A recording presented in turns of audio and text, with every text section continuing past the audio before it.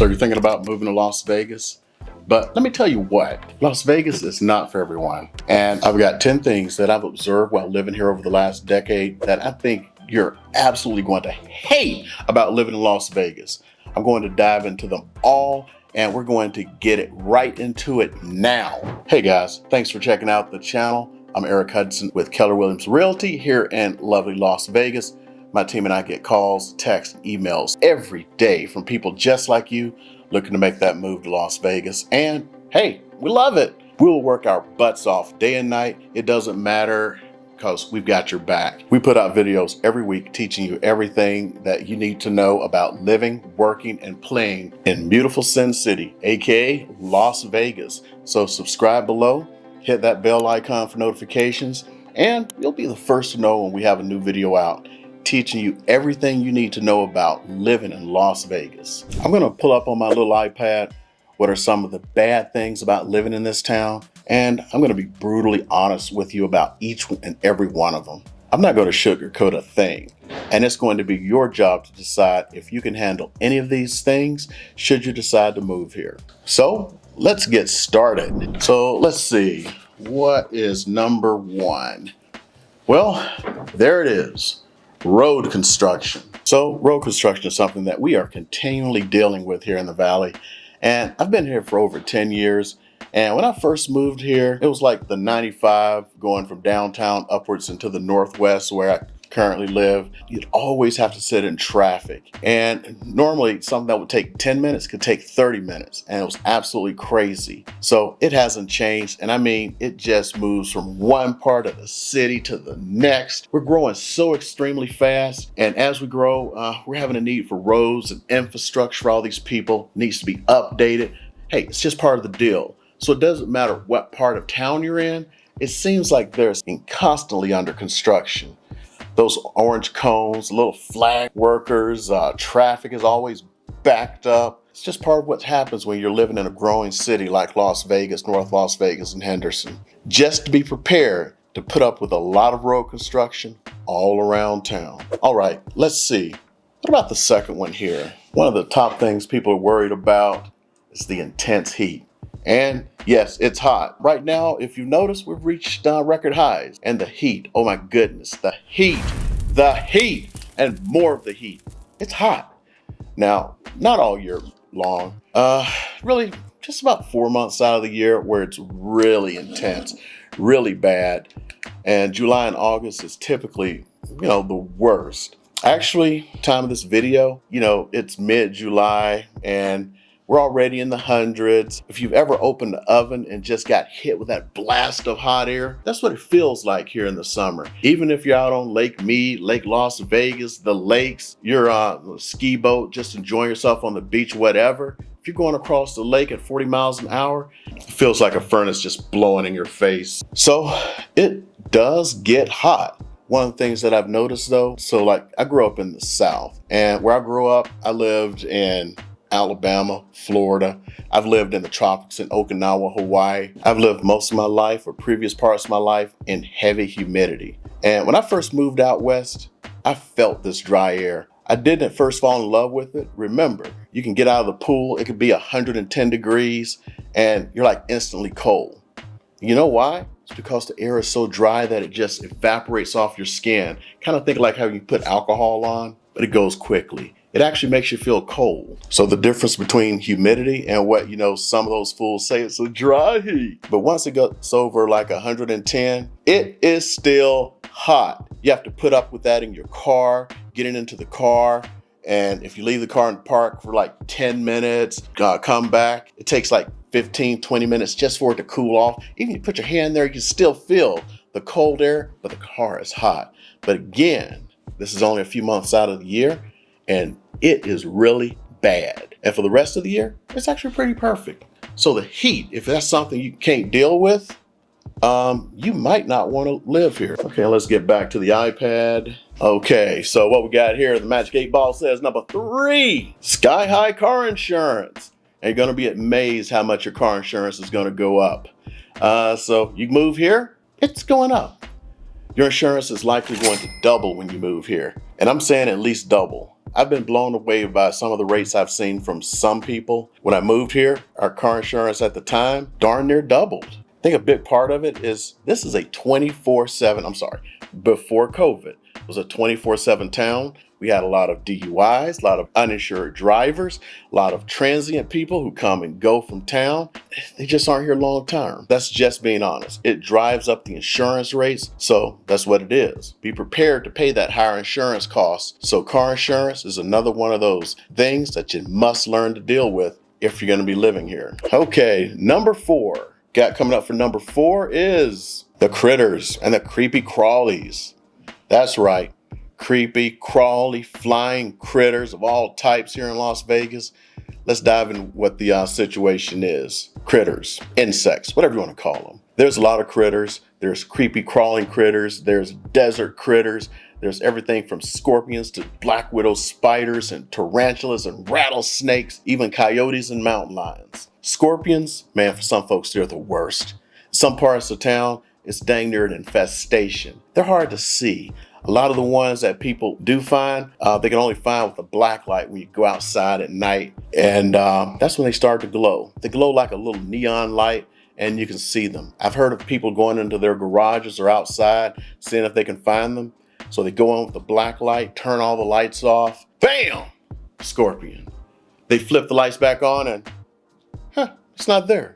Go exactly where they were, they can't find them. So these little assassins are masters of camouflage. They're really hard to find. And some people don't even know that they're here and don't even believe that they're here. I remember I had this one client. So I told her about all of the insects and all of the things going on around here. And the next day she says, well, she asked someone and the person told her, there are no scorpions, snakes, and coyotes here. And I just wanted to laugh at this lady. The next week I was at an inspection. I saw one of the biggest scorpions I'd ever seen.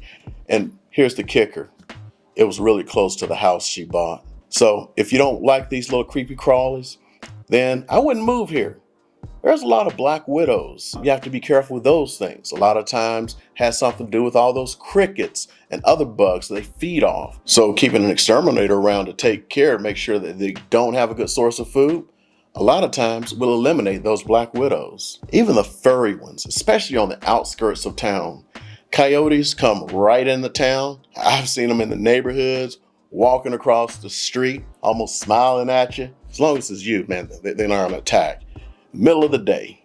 A lot of times they'll get up on the walls, just walk around like they own the place and just go into people's backyards, and sometimes they lose small pets. They'll come and they'll take your cat, your little small dog, and even places like Summerlin on the west side of town, there were mountain lions being spotted. They had come down from the mountain, and it was just that part of the year where, water was scarce. So they were probably forced down for food and water and everything. So yes, there are a lot of critters. And another thing to keep in mind, if you don't like all the little furries, all the little critters, the spiders, the scorpions, living in the desert may not be for you. We live in a desert surrounded by mountains. Okay, let's get back to the iPad and see what I have next to talk to y'all about. And the magic 8 ball on my app here says, what's 5 shows? No grass or trees. It's one of the ones that bother me the most because of how stupid it is. Coming from the South and living in Hawaii before here, there is so much green, so much grass in the trees and the water. We don't have that here in the desert. So let's take a look at that no grass, no trees situation. Like I mentioned, it's something that's always bothered the heck out of me. I grew up in the South where there's nothing but grass, trees, as far as the eye can see. It chokes your eyesight. Here, most parts of the country that you're moving from, even from most parts of California, another part of the country, there's a lot of green and grass and trees. You come here, it's brown. We do have parts of town that have green belts, and we do have a lot of parks, and there are some areas with more mature trees in town. But for the most part, it's very, very brown. Even if you go into the mountains, a lot of the mountains that surround here, brown. So one thing, if you've had a hard time adjusting the fact that there's not a lot of grass and not a lot of trees, yeah, I know we live in a desert, but I don't want to have to force people to get rid of the green. So if you're used to that, and it's something that's important to you, it's another negative about living in this area. All right, on to the show. Let's look at the iPad. What is next? So double toil in trouble. What we got here is our transient population. Transient people that come and go in and out of Vegas, coming here to find their riches. A lot of them don't, but they don't all stay around for too long. Las Vegas has a very transient population. There's a lot of people who move here that are, I think, enamored with the neon lights and the idea of living in Sin City. They try to make a go of it here and it doesn't work out for them. And so they move along. So one of the things I've noticed over my 10 years or so living here is it's a little tougher to make friends and keep friends because a lot of them just come and go. It's just part of the deal here. And another thing that I've noticed that a lot of times in the neighborhoods, the neighbors pull into their driveway, close that door, never see them again. It's really a little bit hard getting to know people around here. One of my neighbors, I lived for years next door to them and I never saw them all the way to the day they moved out. And to this day, I don't know what they look like. You know, it's hard to make friends, especially your neighbors, because you don't have those friendly activities like you have in most parts of the country. But the people you do make friends with, they're great people here. And don't get me wrong, I love the people here, but because there's a bit of turnover, it makes it quite difficult to make friends with all these transient folks in and out. So something to keep in mind. Some people don't care about that. Some people do. If that's something you care about, having a great big community, some communities here are tight, others are not. So just be prepared to deal with that. So on again, let's see what my iPad tells me. Good thing I have this Magic 8-Ball app. And we are on to number 7. Oh my goodness. This kind of goes back to the green, not having it. Water rationing. Yes, we're in the middle of a desert after all, and the middle of a multi-year drought. There are situations with the water rationing that we have to deal with here because we are in a 20-year-long drought right now, and we do live in the middle of the desert. Water rationing is something we have to deal with here, and it gets right along with what I was talking about with the grass and the trees. Southern Nevada Water Authority, they've really been going the extra mile to help conserve water here in the desert, almost to the point of making the trains run on time. Look it up. It involves Benito Mussolini. You'll get it. In fact, we're allotted a certain amount of water from the Colorado River and Lake Mead. We don't even use that full allotment. So they really do a great job in conserving water here and making the valley look ugly. So one of the things you have to deal with is very strict watering schedules. If you have drip irrigation and you have grass in your yard, yeah, some people do have grass, and I am one of them, and you can only water certain days and between certain times of the day throughout the year, and that schedule changes throughout the year, and it's pretty strict, and they fine you if you're caught watering outside these windows. Even if you have an underground link that you can't see, they still fine you. Ask me how I know. It's called the $750 water bill. So water ration is something we have to deal with just to make sure we still have water. Since we do live in the middle of a desert, something else to keep in mind in this desert if you want to live here. So let's get back to the Magic 8-Ball app again. So we're getting close to the end here. And number 8, service contractors. This is one of my major pet peeves. Ever since I moved here, this thing has just driven me crazy. These service contractors, oh my goodness. It is so bad here. The service contractors, they just don't care. It is so bad sometimes when you have a handyman or carpet cleaner or somebody come to your house to work on your air conditioner or anything else. You call them up, you schedule a time for them to show up, and they don't show up. You take time off your work, you sit and you wait all day long, and this has happened to so many people so many times. It's a big complaint here. I don't know. Now, one of the things you need to keep in mind is that you're working with a great location team here in Las Vegas. If you want to work with us, and we have a vetted list of contractors that we can recommend to you. So if you have somebody that you're needing to hire out, come to us. We can set you up with somebody we know that's going to be good and will show up, which is the most important thing. But it is still one of my biggest pet peeves. And understand, you have a business and you have people that pick up the phone and they call you to come to service your needs, then you don't even show up. That I don't understand. So it's very important to work with quality people. Again, we have a vetted list of vendor partners that you can work with. I'll be happy to share that with you if you need anything. So I do have another thing. I want to talk about some of these service contractors and them being quite a bit dishonest. I have had several cases of people who show up. You know, like you go to a dealership, you know, for a car. Well, usually it's not a dealership, but some mechanic. I remember when I was stationed in Florida, the guy, he comes and he's like, "Oh, I just can't let you drive away. There's so much wrong with this car." And I was like, "Well, this is my wife's car. She's got a job. If she wants to do this stuff, she can come here and get it done." Takes a phone, picks it up, turns it around to me. Back in those days, everybody didn't have a cell phone. "You need to call your wife now." You know, I drove away from there. You know how many years we drove that car without touching any of those things? It was a very long time. By the way, that car still exists. An uncle of mine drives it now. That car is now 30 years old. None of that stuff has ever been done. And that's what it's like. Because I've had similar things in my house where they said it's going to fail tomorrow. That was 10 years ago. All right, back to the gunkulator, as we used to call it in the Air Force. So let's see here. And we're down to the last two. Let's see what we got. Number 9, crazy ass drivers. I'll tell you what. There's some crazy drivers here. Bad drivers, drunk drivers, uninsured drivers, drivers that think they're down at NASCAR, down the racetrack over off of the 15.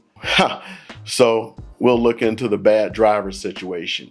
Bad drivers, holy moly, the bad drivers. It's so bad here. I can tell you what, if you're on the 215, which is the beltway that circles around Las Vegas, some days it's like NASCAR. You better not be in the fast lane, because even going anywhere near close to the speed limit, you're going to get run over. People weaving in and out of the traffic, flipping you off because you're only doing 20 miles an hour over the speed limit. I mean, if you're driving and you're going 5, 10 miles over the speed limit, they're coming by you like you're sitting still.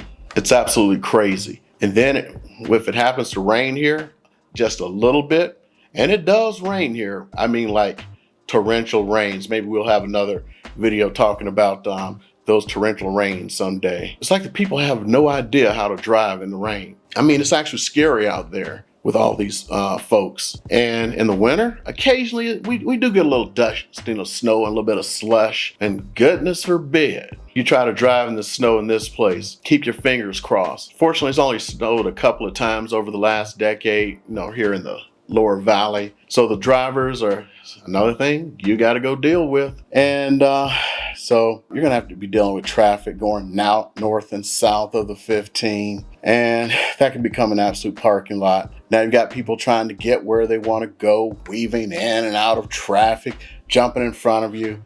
And it's absolutely crazy. Bad drivers is another thing that we have to deal here. And you got to deal with it if you want to live in lovely Sin City. So, all right, down to the last one. Number 10, allergies.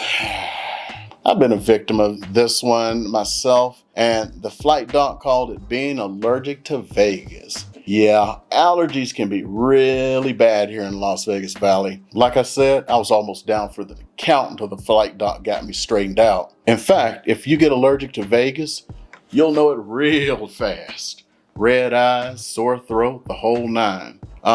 You'll end up looking like you have a hangover, one of the characters from The Hangover, the fat one. Your eyes can end up swollen shut and they're like bloodshot, red, your nose running. You're living an absolutely miserable life. Lots of the contributors are pollens here in the spring and early summer. Those come from like these mulberry trees and these European olives. And in fact, it's so bad, it's considered a toxic health hazard. So about 20 years ago or so, they outlawed them from even being planted here in the valley. But the thing is, people didn't have to cut them down if they already had them. And they can be really bad to deal with, especially in the fall when the heat starts to die down. Now you have the ragweed, the sagebrush, and that starts to put out its pollen. And a lot of people, when they move here, who've never had allergies anywhere else that they've lived, once they move here, those allergies go completely wild. So if you've had bad allergies, it might be one reason to consider someplace else to live. Well, there you go. The top 10 reasons not to move to Las Vegas. They're really not that bad. We really would love to have you join us here in Las Vegas. So keep in mind, we can help with your relocation or PCS needs here in Las Vegas, North Las Vegas, and Henderson. Just give us a call, shoot us a text, send us an email. We're happy to help you make that smooth move to Las Vegas. Be sure and subscribe below so that you'll be the first to know about the current market conditions here in Las Vegas. We put out new videos every week. The intent is to help you learn everything you need to know, the good, the bad, the ugly of living in Sin City, aka Las Vegas. So if you would be so kind, shoot us a comment. Let us know if there's any other questions that you have, any videos you'd love for me to make to help you learn more about Las Vegas. Also, hit that like button. It's what helps the YouTube algorithm put our information and content out for other people just like you looking to make that move to Las Vegas. It helps us a lot. All right, that's it for the day, and we'll keep the lights on for you. See y'all.